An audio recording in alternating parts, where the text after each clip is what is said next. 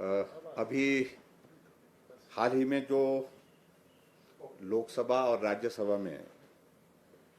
एक बहुत ही महत्वपूर्ण बिल कृषि से संबंधित लाया गया और उसका पारण हुआ, उसके संदर्भ में मुझे दो तीन चीज़ों को लेकर के आपके समक्ष अपनी बात कहनी है। भारत गांव में रहने वाला देश है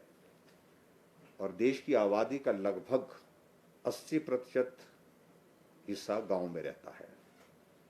और स्वाभाविक रूप से गांव में रहने वाला अधिकांश व्यक्ति कृषि से जुड़ा हुआ है, वो किसान है और बागवान है। और उस दृष्टि से ये बिल बहुत महत्वपूर्ण, जिसका भी पारण हुआ और इसके बहुत दूरगामी परिणाम भी होंगे। आदरणीय प्रधानमंत्री नरेंद्र मोदी जी ने एक लक्ष्य निर्धारित किया कि आने वाले समय में हमको किसानों की आय को दुगना करना है और उस दृष्टि से हम रिफॉर्म्स की तरफ भी बढ़ें और कृषि के क्षेत्र में हम बेहतर काम किस प्रकार से कर सकते हैं, उसके लिए कुछ कानून में, व्यवस्थाओं में जो भी चीजें करने की आवश्यक हैं, उन चीजों को हम करने की शुरुआत करें। और उसी दृष्टि से अभी जो ये किसान उत्पादन व्यापार और वाणिज्य का ये जो बिल 2020 जो है वो लोकसभा और राज्यसभा में रखा गया और उसका पारण हुआ है। मैं आदरणीय प्रधानमंत्री जी के इस निर्णय का अभिनंदन करता हूं, स्वागत करता हूं और उसके साथ साथ मैं इस बात को लेकर के भी बड़ा स्पष्ट करना चाहता हूं, इससे सबसे बड़ी बात जो किसानों का भला हो और विपणन की जो है बेहतर सुविधाएं प्रदान करने की दृष्टि से और उसके साथ साथ में किसानों को उचित मूल्य मिल सके, जो सबसे बड़ी मुश्किल है। प्रोडक्शन करने के बाद किसान को जो उत्पादन का सही मूल्य मिलना चाहिए, उचित मूल्य मिलना चाहिए, वो जब नहीं मिल पाता है तो स्वाभाविक रूप से किसान को निराशा होती है, हताशा होती है और उसकी मेहनत जिस रूप में उसने की होती है, उस मेहनत का उसको परिणाम नहीं मिल पाता है। एक बात को लेकर के बड़ा मैं स्पष्ट करना चाहता हूं कि जो विपक्ष द्वारा जो बहुत शोरगुल किया गया इस बिल के पारण के समय और उसके बाद पारण होने के पश्चात भी,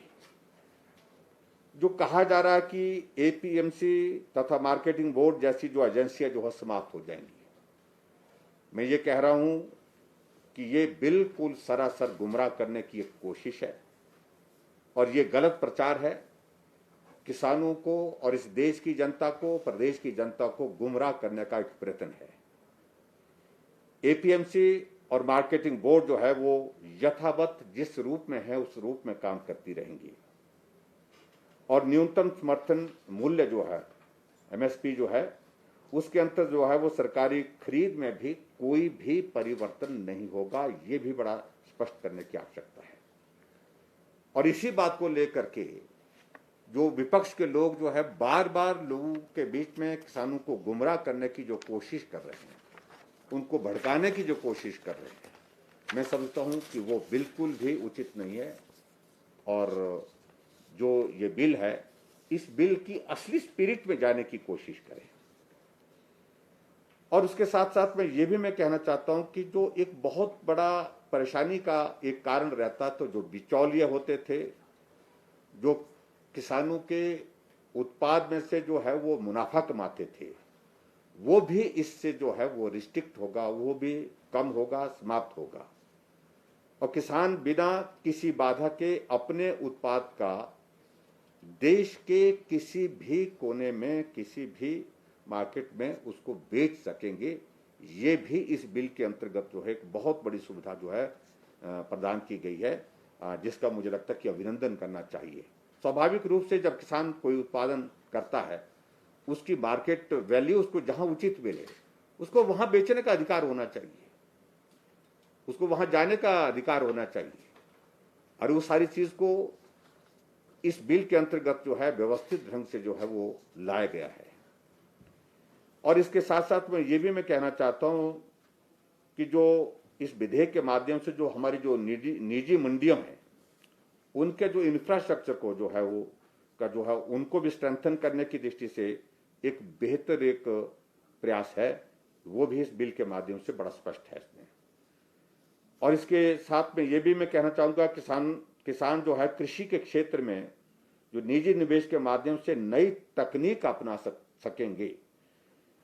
और ये जो बहुत प्राचीन समय से जो चली है एक फसल लगाने का फैसला, 2 फसल लगाने का जो किसानों का एक ये होता था, उसमें नए इनिशिएटिव, नई चीजें जो है, नई टेक्निक जो है वो आगे नहीं आ पा रही थी जिस स्तर पर आनी चाहिए थी। इस बिल में वो भी प्रावधान साथ में जोड़े गए हैं ताकि किसान जो है नए इनिशिएटिव्स के साथ जो है नई टेक्निक का इस्तेमाल करते हुए अपने उत्पाद को जो है बढ़ा सके, वो भी इस पे प्रावधान किया गया है। और इसके साथ में ये भी मैं कहना चाहता हूं कि जो सीधे हमारे किसानों के उत्पाद खरीदने, वो खरीददारों, निवेशकों को किसी प्रकार की मार्केट शुल्क भी नहीं देना होगा। ये बहुत इंपॉर्टेंट है, मार्केट शुल्क भी नहीं देना होगा। इससे प्रतिष्ठित कंपनियां सीधे किसानों से कृषि उत्पाद खरीदने के लिए प्रेरित होंगी। तो सीधे जो है वो परचेज करने के लिए जो है एक व्यवस्था जो है उसमें और ज्यादा मजबूत होगी। इसके साथ में ये भी मैं कहना चाहता हूं, इस विधेयक के माध्यम से जो हमारी कोल्ड चेन है और उसका जो इंफ्रास्ट्रक्चर जो उसको स्ट्रेंथन करने के लिए भी जो उसमें व्यवस्था की गई है। और एग्रो प्रोसेसिंग के क्षेत्र में जो है निवेश और ज्यादा बढ़ने की भी संभावना इस बिल के माध्यम से इसमें जोड़ी गई है, ये भी मैं कहना चाहता हूं। और इसके साथ में आगे बढ़ करके मैं ये भी मैं जरूर कहूंगा, जो हमारे विपक्ष के लोग हैं, जिस प्रकार से वो प्रचार कर रहे हैं, जिस प्रकार से लोगों के सामने गलत बातों को रखने की कोशिश कर रहे हैं, तो किसानों को जो कह करके कि भ्रमित किया जा रहा है कि जो बड़ी कंपनियां किसानों की भूमि को हथिया लेंगी, ये तो बहुत ही हास्यास्पद स्थिति है जिस प्रकार का आरोप वो लगा रहे हैं। और उन्हें अपनी ही भूमि पर मजदूर की तरह काम करना होगा, यह आरोप जो है हम सिरे से खारिज करते हैं। ये बहुत ही घटिया और गुमराह करने वाला आरोप कि बड़ी कंपनियां आएंगी और किसानों की जमीन पर कब्जा करेंगे और कब्जा करने के बाद वो मालिक बन जाएंगे और उसके बाद जो किसान जो है वो बेचारे जो है वो मजदूरी करते रहेंगे। ये प्रचार इस प्रकार से करना ये सचमुच में बहुत दुर्भाग्यपूर्ण है। किसान जिसकी जमीन है वो उसका मालिक ही रहेगा और मालिक होकर के अपने खेत में बेहतर ढंग से वो अपने काम कर सके, इस दृष्टि से इस बिल को लाने की मंशा है। और इसके अतिरिक्त में ये भी मैं कहना चाहूंगा कि जो वास्तविकता जो है वो ये है कि किसानों को जो बिजाई के समय ही जो उत्पाद की जो खरीद मूल्य का आश्वासन मिलेगा और किसान बाजार की मार्केट के अनुरूप अपने उत्पाद की बिजाई कर सकेगा। ये भी एक बहुत महत्वपूर्ण पॉइंट है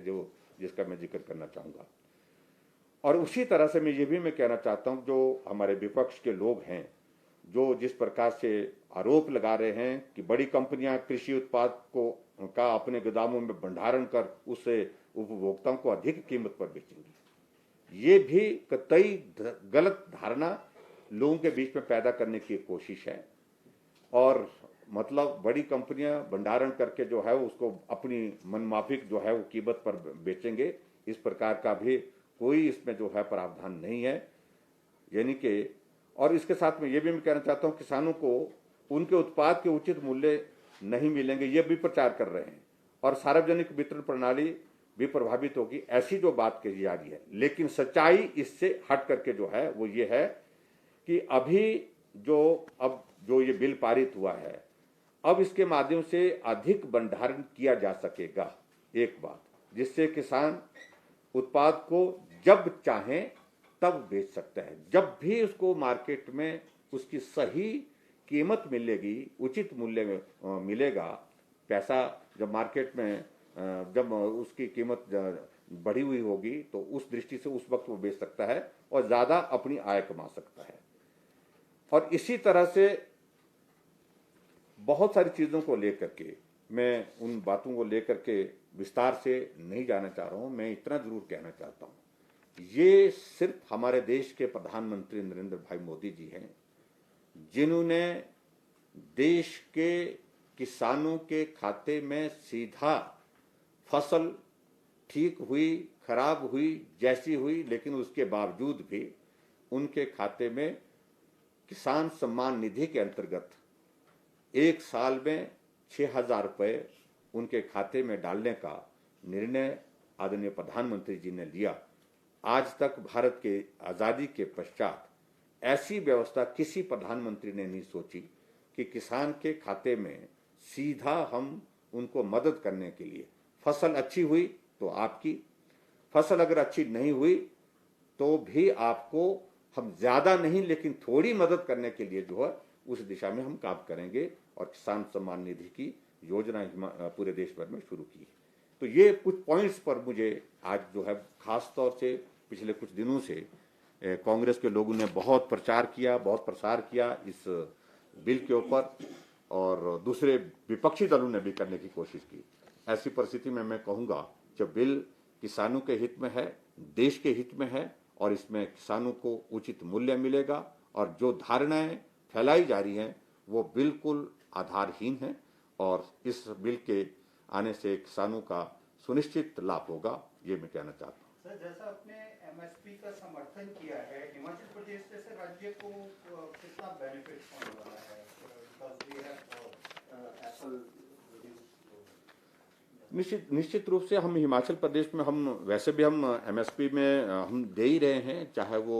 सेब है, सेब के अतिरिक्त जो हमारी दूसरी प्रजातियां हैं, नींबू है, आम है, उन पर भी हम थोड़ा देते हैं। लेकिन उसके बावजूद पर्टिकुलरली इसमें हिमाचल प्रदेश में और ज़्यादा हमको लाभ मिलेगा, और बहुत सारा एरिया, बहुत सारा जो बागबान किसान जो है वो उसमें इसके अंतर्गत आएंगे, एमएसपी के अंतर्गत आएंगे। और एमएसपी के बारे में जो प्रचार शोर किया जा रहा है उसमें मैं बड़ा स्पष्ट करना चाह रहा हूँ कि इस प्रकार की कोई बात नहीं है। सच्चाई ये है कि एमएसपी जारी रहेगी, यथावत रहेगी। Sir, thank you. एनडीए का ही घटक दल है अकाली दल, तो उनसे हरसिमरत कौर बादल जो मंत्री रही हैं, उन्होंने इस्तीफा दिया, तो ऐसी क्या